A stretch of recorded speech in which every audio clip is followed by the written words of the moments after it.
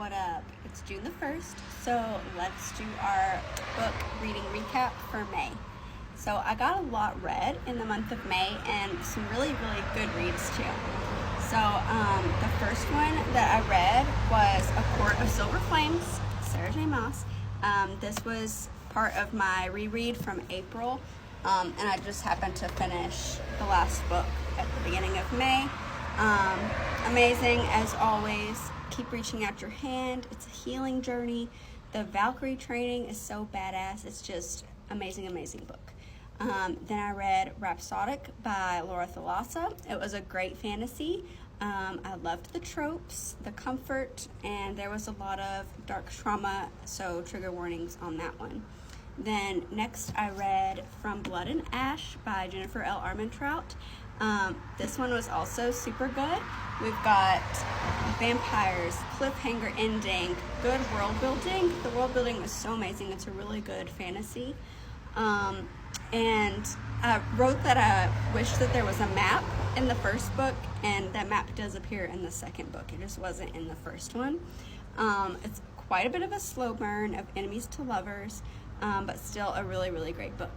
Then I read The Rebel by Sophie Lark. This was so good, and I was not expecting it to be. The spice was like top tier amazing.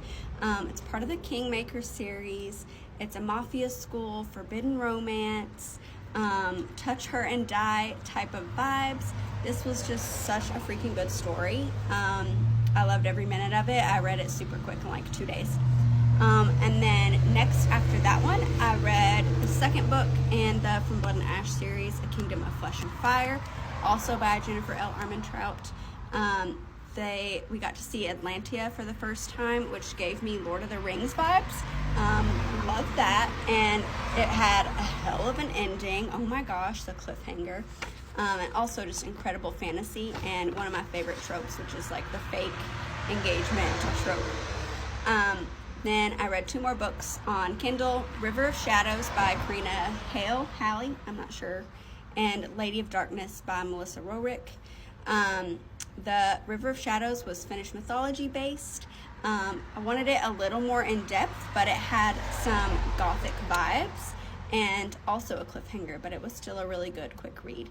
And Lady of the Darkness had Throne of Glass vibes, really great, fae, assassin, trigger warnings on that one, but such a good story with slightly slow pacing. So I'll see you guys next week